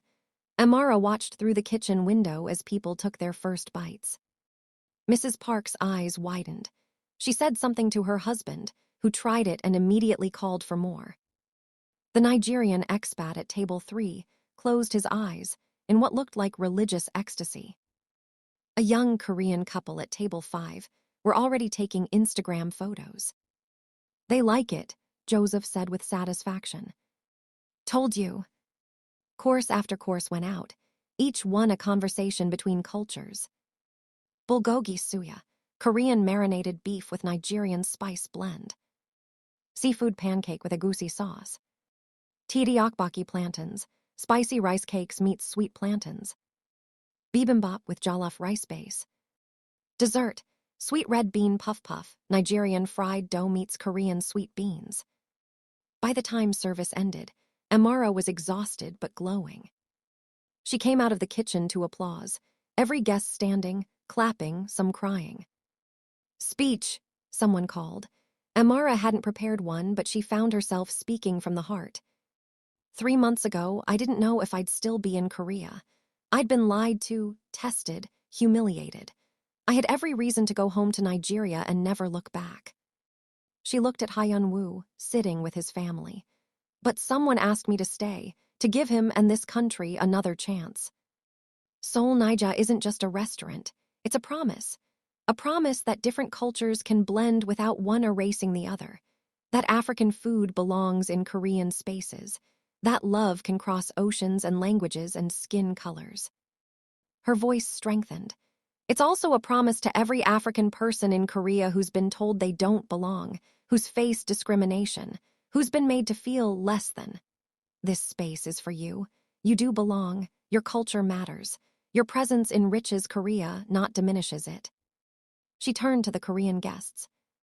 And to my Korean friends, thank you for being open, for trying new flavors, for seeing Nigerian culture as something to celebrate, not fear, for accepting me not despite my differences, but because of them. Finally, she looked at the Park family. And to the family that tested me, thank you for apologizing, for trying to do better, for being here tonight, eating food you've never tried in a space that honors where I come from. Mrs. Park was openly crying. Mr. Park raised his glass in salute. Seoul Naija means Seoul, Nigeria in Korean slang. It's both places, both homes mixed together. Amara smiled through tears. Just like me, just like this relationship I'm building, just like the life I'm creating here. So please eat, drink, celebrate, and remember, food is love. Thank you for letting me love you through what I cook. The applause was thunderous. Hyun-woo approached after, eyes suspiciously bright. That was beautiful. Did I do okay? You did perfect. He wanted to kiss her. They'd been dating 3 months, rebuilding slowly, but physical intimacy was still rare. Can I? Yes. He kissed her softly, aware of everyone watching, not caring. When they broke apart, the restaurant erupted in cheers. Get a room, Jinho called out, laughing. We have a restaurant, Amara shot back, and you're doing dishes since you're so mouthy. More laughter. It felt like family, real family, built on truth this time, not tests. 1 month after Seoul Naija opened, Amara was leaving the restaurant late when a car pulled up beside her. Her blood ran cold. She recognized that car. The back window rolled down. Shin Tae-hyun looked out, his face harder than she remembered. Amara Okafor, he said, or should I say Mrs. Park Hyun-woo, saw your restaurant opening coverage. Congratulations. What do you want? Amara's hand was already reaching for her phone. To apologize. She froze. What? May I get out? I'm not here to hurt you. I just want 5 minutes. Against her better judgment, and with her finger hovering over Hyun-woo's speed dial, she nodded. Tae-hyun stepped out of the car. He looked different, thinner, older, defeated. Where's your brother? Amara asked. Prison. I got out early, cooperated with prosecutors, gave evidence against our father's organization. He stood at a respectful distance. Yi-hyun got 15 years. I got 7, served 4 with good behavior. I'm sorry, Amara said automatically, then felt stupid. Actually, no, I'm not sorry. You both terrorized me. We did. You're right to hate us. Then why are you here? Tae-hyun pulled out an envelope. This is from Yi-hyun. He asked me to deliver it when I got out. It's an apology letter. And he pulled out a bank draft, compensation for what we put you through. Amara looked at the draft. 5 million won. I don't want this. I told him you'd say that. Hyun smiled sadly. He said if you refused, donate it to your foundation. The Second Chance Foundation, right? Saw you launched it last month. She had a nonprofit helping immigrants in Korea, just like Hyun-woo had suggested in his letter to her. Why? Amara asked. Why apologize now? Because prison gives you time to think about who you were, what you did. Hyun's voice was heavy with regret. My brother and I, we thought money and power meant we could have anyone do anything. We treated women like acquisitions, like you were a challenge to conquer. He met her eyes. I'm ashamed, deeply. What we did to you, chasing you, cornering you, making you feel unsafe, that was assault, harassment, abuse of power. Yes, it was. I'm not asking for forgiveness, just wanted you to know we're not those people anymore. Prison broke something in us, or maybe built something. We're trying to be better. Amara studied him. What are you doing now? Working at a community center, teaching English to immigrant kids, trying to give back what we took from the world. Despite herself, Amara felt a flicker of respect. That's good, really good. It doesn't erase what we did. No, but it's something. She looked at the envelope and the bank draft. I'll read the letter, and I'll donate the money to the foundation in your names, yours and Yi Hyun's, not as forgiveness, but as acknowledgement that you're trying. Thank you, Hyun bowed deeply, a full 90 degrees held for several seconds. I hope your restaurant succeeds. I hope you're happy with Park Hyun-woo. I hope, his voice cracked, I hope you get everything you deserve. He returned to his car and drove away, leaving Amara standing on the sidewalk with an envelope and complicated feelings. Later that night, she told Hyun-woo about the encounter. Are you okay? Was his first question. Yes, shaken, but okay. He wasn't threatening, he seemed genuine. Do you want me to have security check on him? Make sure he's really changed? Amara thought about it, then shook her head.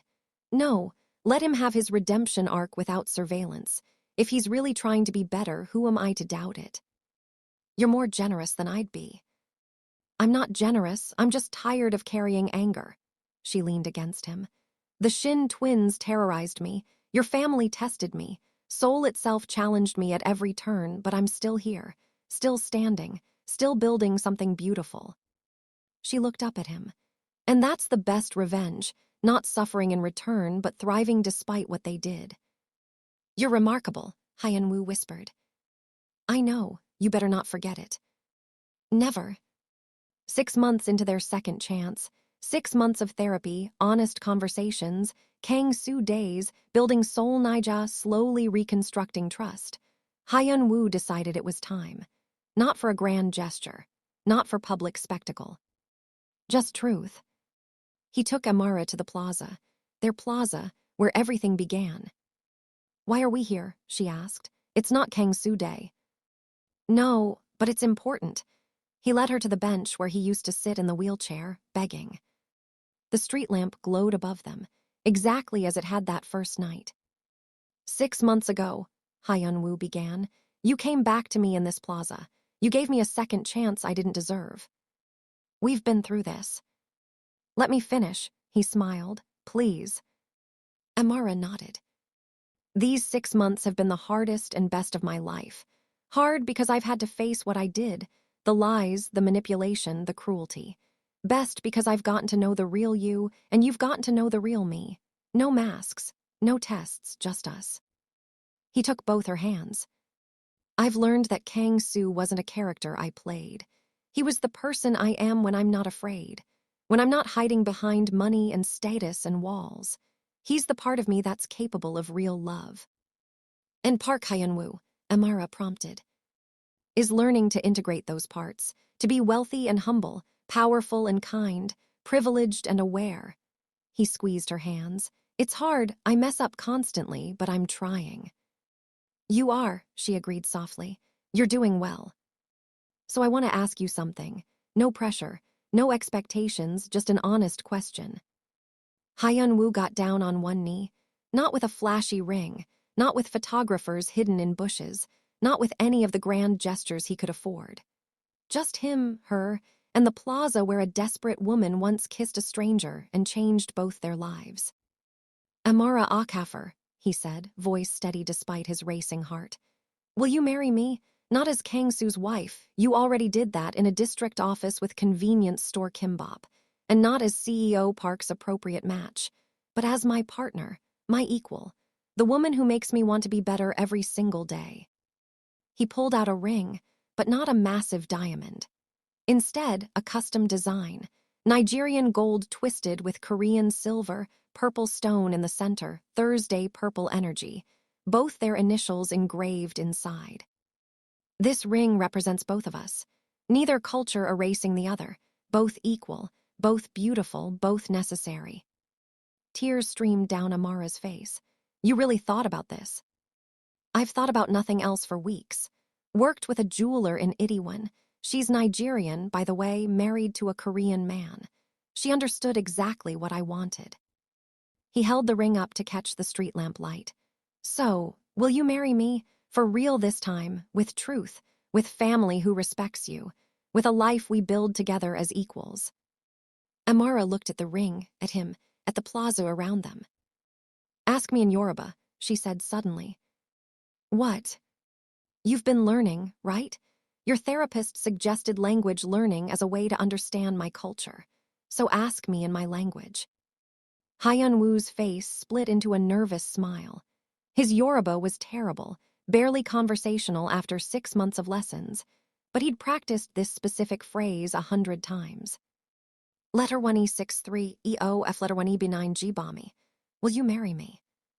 His pronunciation was clumsy, his tones were off, but the effort was genuine. Amara's face crumpled with emotion. You learned Yoruba for me. I'm learning Yoruba for us, so I can talk to your family, so I can understand your songs, so our children, he caught himself. If we have children someday, they can hear both their languages from both parents. Say it again, she whispered, in Korean this time. Konatung enus, kogyahonha enus, kotshule enus, will you marry me? And in English. Will you marry me, Amara Okafor? Will you take a chance on a reformed liar who loves you more than anything? Who will spend the rest of his life proving he's worthy of the woman who chose him when he was nobody?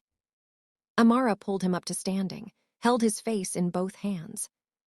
Yes, she said in Yoruba. B letter 1E B9 letter 1E B9 and I. Yes, she repeated in Korean. Ko ung enus, ko cha enus. Yes, she finished in English. Yes, I'll marry you, for real this time, with truth, with love, with both of us exactly as we are. He slipped the ring on her finger, perfect fit, because he'd stolen her ring size during a Kang Soo day when she'd tried on jewelry at the market. They kissed under the street lamp, in the plaza where everything began, as Seoul's nightlife hummed around them. I love you, Hyun-woo whispered, the real you. I love you too, Amara replied. Both Kang Soo and Park Hyun-woo, all of you. They're the same person, he said. Finally, after all this time, they're the same person. I know, she smiled through tears. That's why I said yes. Not once, but twice, honoring both cultures, both families, both parts of themselves. Saturday morning, traditional Korean ceremony.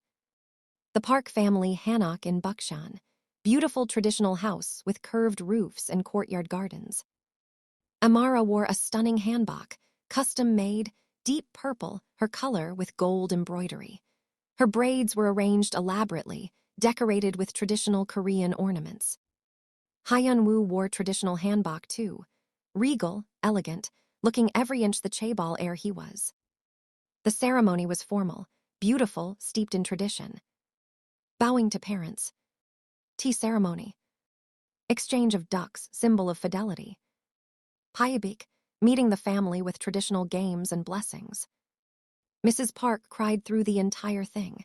Mr. Park looked proud enough to burst. Jinho, Junho, and Minjae participated enthusiastically, having spent months learning about Korean wedding traditions to explain them to Amara's family. Because yes, Amara's family was there. Hyun-woo had paid to fly all 3 siblings from Nigeria, plus extended family. 15 people total, experiencing Korea for the first time, watching their sister marry into one of Seoul's wealthiest families. Amara's youngest brother, Chitty, kept whispering, "This is insane. This is absolutely insane." Her sister, Ngozi, was recording everything. "The aunties back home will never believe this." Saturday evening, Nigerian wedding ceremony. Location: Seoul Naija restaurant, transformed into a Nigerian wedding venue with fabrics, colors, music, and joy. Amara changed into traditional Nigerian attire, stunning aso-oak in purple and gold, Jil, head wrap, elaborately tied, looking like royalty. Hyun-woo wore agbada, traditional Nigerian outfit that Jinho had helped him shop for in Itaewon, working with Nigerian tailors to get the fit perfect. "You look like a Lagos prince," Amara breathed when she saw him. "Is that good?" "That's very good." This ceremony was everything the morning wasn't: loud, joyful, chaotic in the best way. Spraying money, guests throwing money at the couple while they danced, Amara's entrance with bridesmaids, dramatic, choreographed, glorious. Traditional blessings from elders. So much dancing. The Park family had clearly been preparing. They'd taken Nigerian dance lessons. Mrs. Park's attempts at Nigerian dance moves were enthusiastic, if not technically accurate. Mr. Park was surprisingly good, having apparently practiced for weeks. Jinho, Junho, and Minjae had coordinated outfits, a soebai matching family fabric, and danced with genuine joy. "This is amazing," Minjae shouted over the music. "Why don't Korean weddings have this much dancing?" "Because we're boring," Amara's sister shouted back. "But you're learning." The highlight was the mother-daughter dance, except Amara didn't have her mother. She died years ago. So Mrs. Park stepped in. She'd learned a traditional Yoruba song, practiced the pronunciation for months, and sang it while dancing with Amara.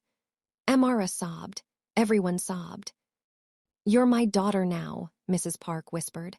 "Not because you passed tests, not because you married my son, but because I choose you, as you are, completely." "Thank you, Iamionim," Amara replied using the Korean word for mother-in-law that implies deep respect and affection. The party lasted until 3 a.m. The noise complaints from neighbors were numerous. No one cared. Seoul Naija, late evening. Amara stood at the kitchen window of her flagship restaurant, now one of 5 locations across Seoul, with plans for Busan and Jeju.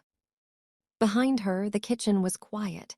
Service had ended hours ago, but she was prepping for tomorrow's lunch rush, hands moving with practiced efficiency as she chopped vegetables. The door opened. Hyun-woo entered, loosening his tie. He'd come straight from a late board meeting. "You're supposed to be resting," he said, coming up behind her. "Can't rest. Baby brain won't let me." He placed his hands gently on her swollen belly, 7 months pregnant with twins. "Baby brains, plural," he corrected, "and they want their mother to sit down. Baby brains want jollof rice at 11 p.m., so mommy is cooking." Hyun-woo laughed, kissing her neck. "Pregnancy cravings are wild. You have no idea." He helped her to a chair. She'd gotten too large to stand comfortably for long periods, and took over chopping. "How was the meeting?" she asked. "Long, boring. They want to expand into Vietnamese market." He worked as he talked, his knife skills now decent after 3 years of learning from Amara. "I said yes, but only if we partner with local Vietnamese businesses. No colonial-style takeover. Look at you, thinking about ethical business practices. I learned from the best." He glanced at her. "How was your day?" "Good. We hired 3 new line cooks, all immigrant women. One from Ghana, one from Senegal, one from Kenya. Ngozi's training them." Her sister had moved to Seoul permanently, managing Seoul Naija's kitchen staff, while Amara focused on expansion, and now, impending motherhood. "The Second Chance Foundation is getting more applications than we can handle," Amara continued. "We need to expand the staff." "I'll increase the annual donation," Hyun-woo offered. "No, we'll fundraise publicly. The foundation needs to be sustainable without just Park family money. Fair point. They fell into comfortable silence, him cooking, her watching, both perfectly content. Do you miss it? Amara asked suddenly. The beginning, when things were simple. When I was lying to you constantly and living in a tiny room.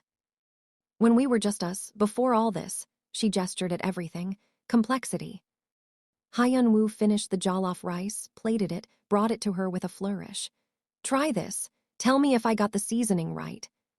She took a bite, her eyes widened. This is perfect. When did you get good at jollof rice? Your mother-in-law has been teaching me, Saturdays while you're at prenatal appointments. He sat across from her. And to answer your question, no, I don't miss the beginning. No. The beginning was beautiful because it was ours. No outside pressure, no expectations. But it was also built on lies. He reached across, took her hand. This, what we have now, is better. Harder, more complicated, but better, because it's real. Even with twins coming, and 5 restaurants, and your company, and the foundation. Especially with all that, he squeezed her hand, because we built it together, as equals, with truth. Amara smiled, tears threatening. Pregnancy hormones made her cry at everything. You're very sappy. You love it. I do. They ate together in the quiet restaurant, surrounded by the space she'd built, carrying the children they'd made, living the life they'd fought for. Jaewon, girl, and Zuri, boy, were born on a Thursday. Naturally, Amara insisted, Thursday purple energy and all. The delivery was long, complicated, scary. But when it was over, Hyun-woo held his daughter in one arm, his son in the other, and wept openly. They're perfect, he whispered. They're so perfect. They're loud, Amara countered from the bed, exhausted. Already arguing, and they've been alive for 10 minutes. Indeed, Jaewon was crying indignantly, while Zuri seemed content to sleep through his sister's tantrum. The Park family descended within hours, bearing gifts, food, flowers, overwhelming amounts of traditional Korean baby items. Mrs. Park cried while holding her granddaughter. Mr. Park was surprisingly tender with his grandson. Jin-ho took about 1,000 photos. Jun-ho was already planning education funds. Min-jae announced she'd be the cool aunt who taught them how to break rules responsibly. Amara's family joined via video call. 15 people crowded around a phone in Lagos, screaming congratulations and blessings in Yoruba. They're so light-skinned, Amara's aunt observed, but I see Amara in the girl's nose. And she has fighting spirit like her mother, another relative added. Listen to those lungs. The hospital room was chaos. 2 families, 2 cultures, 2 languages blending into joyful noise. And in the middle of it all, Hyun-woo looked at Amara, exhausted, sweaty, beautiful, holding their son while his family held their daughter, and felt complete. Thank you, he whispered to her. For what? For giving me this. Real family, real love, real life. He kissed her forehead. For choosing me when I was nobody. You were never nobody, Amara corrected. You were always somebody. You just needed to believe it. I believe it now. Good, because these bobbies are going to be a handful, and I need you believing in yourself. As if to prove her point, Zuri woke up and started crying too. Double trouble, Hyun-woo said, but he was smiling. Our double trouble, Amara replied. Perfect and loud in ours. The annual plaza vigil had become tradition. Every year on the anniversary of the day they met, Amara and Hyun-woo returned to the plaza. Sometimes with family, sometimes alone, always to remember. This year they brought the twins, now 5 years old, bilingual, Korean, English, learning Yoruba, beautiful blends of both parents. Jaewon had her mother's fierce independence and her father's business sense, already talking about opening her own restaurant someday. Zuri had his father's quiet thoughtfulness and his mother's creativity, loved to help cook, asked endless questions about spices and flavors. They sat on the bench, the same bench where Kang Soo used to sit with his wheelchair and cardboard sign. Why do we come here? Jaewon asked. Appa, you tell the story differently every time. Because truth has layers, Hyun-woo explained. The simple story is, I was here, your mother kissed me, we fell in love. But the real story, Zuri prompted. The real story is I was lost, hiding from who I was, and your mother. He looked at Amara. She found me. Not the CEO, not the beggar, just me. And you found me too, Amara added. When I was running, when I was scared, when I thought I'd lost everything. You kissed a stranger, Jaewon giggled. That's so weird, Iyama. It was desperate, Amara corrected, but it worked. Because sometimes, Hyun-woo said, the craziest decisions lead to the best outcomes. A homeless man approached, different from before but similar story. Tired, hungry, desperate. Jaewon, without hesitation, pulled out her allowance money. Here, Ajasi, for food. Jaewon, that's your birthday money, Amara started. Money comes back, Jaewon said, echoing what Amara had taught her. Kindness matters more. The man's eyes filled with tears. Thank you, little one, you have a good heart. After he left, Hyun-woo pulled his daughter close. Where did you learn that? From you and Iyama. You always say help people, see people, don't look away. Amara and Hyun-woo exchanged glances over their children's heads. Pride, love, hope. We're doing okay, aren't we? Hyun-woo asked. We're doing better than okay, Amara replied. We're doing real. They sat in the plaza as the sun set, their children playing nearby, Seoul's lights beginning to twinkle around them. Two people from different worlds, who'd found each other in the most unusual way. Who'd survived lies and tests and heartbreak. Who'd rebuilt on foundations of truth. Who'd created something beautiful, a family, a business, a life that honored both cultures, both histories, both dreams. I love you, Hyun-woo said, the words as true now as that first night in the tiny room. I love you too, Amara replied. All of you, Kang Soo, Park Hyun-woo, the man in between. They're all the same person. I know, that's why it works. They kissed, watched by their children who made exaggerated gagging sounds, and laughed. Life wasn't perfect. The restaurant was expanding stress. The company had challenges always. Family dynamics were complicated eternally. Racism still existed, unfortunately. Money created as many problems as it solved truth. But they had each other. They had truth. They had love, real, tested, survived, strengthened love. And that was enough. More than enough. It was everything. Love isn't about perfect people finding each other. It's about imperfect people choosing each other, again and again, through tests and trials, through truth and lies revealed, through humble beginnings and complicated middles. It's about the beggar and the CEO being the same person. It's about choosing someone when they're nobody and still choosing them when they're somebody. It's about running toward each other instead of away. This is Amara and Hyun-woo's story, but it's also a reminder. The greatest love stories aren't about grand gestures or perfect circumstances. They're about two people brave enough to be real with each other, even when reality is messy, complicated, and built on foundations that need rebuilding. Sometimes the person you're looking for is disguised as someone you'd never expect. Sometimes love requires second chances. Sometimes the tiny room above a convenience store holds more truth than a penthouse ever could. And sometimes, just sometimes, a desperate kiss in a plaza changes everything. Like if this story touched your heart. Speech balloon comment. What was your favorite moment? Bell subscribe to Novatelli's TV for more stories about love, second chances, and finding truth in unexpected places. Write share with someone who believes in redemption and real love.